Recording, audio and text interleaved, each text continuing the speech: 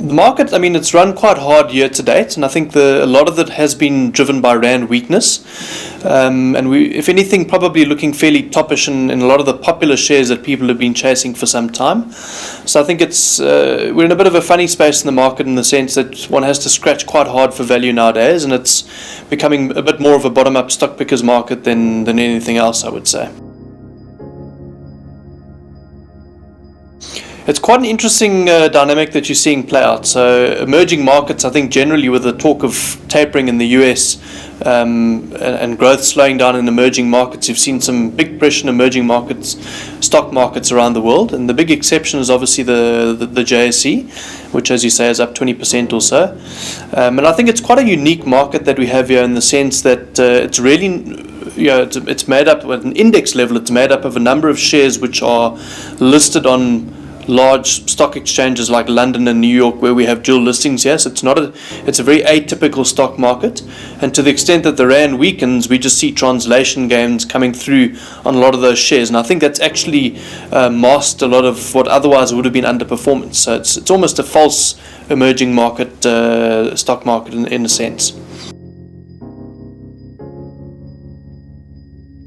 It's always a tricky question when one's posed issues around timing and when do you buy into the market when you've got so much volatility around Syrian news flow. It's my advice to most people is stick to a game plan that you've thought of in the first place, decide on what assets you want to own, and then go out and buy them, and be prepared to ride through the volatility. That's the best advice one can give.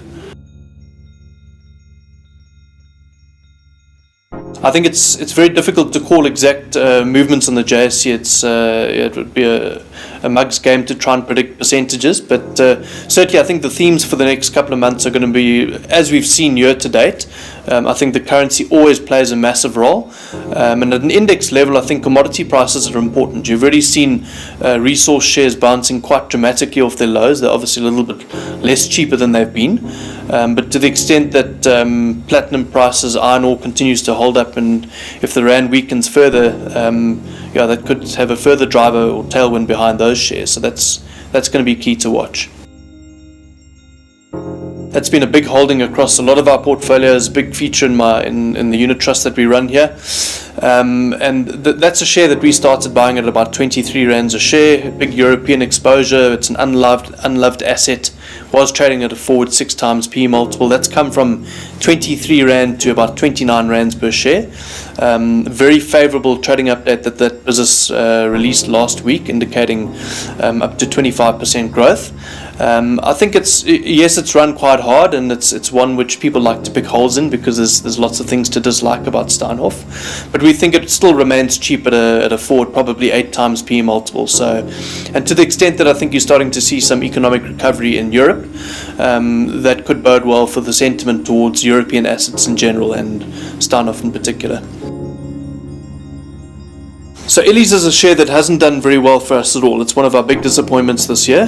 We've been buying it since about 9 rands per share, and it's fallen dramatically since those levels. It's about 7 rand 40 now. It's a business that supplies electrical products in South Africa, as well as TV aerials and related products, and they've also got an infrastructure business which supplies power products and power infrastructure into Africa and South Africa. And ironically, their recent set of results weren't dramatically lower than what we were expecting, but I think what has really disappointed the market is that their big growth engine, which has been Megatron, that's the African electrical infrastructure business, came under significant pressure in their second half. Profits down by 60%, and that's not what people were expecting, and it's certainly not what we were expecting. And I think we've had our discussions with management, and they think that a lot of this is around timing of project delivery. So there's every possibility that a lot of that revenue, which was deferred from 2013, comes into next year, which should see an improvement. But obviously for holders from the high levels, it's always disappointing to see a sharp decline in the share price. But we remain holders of the share.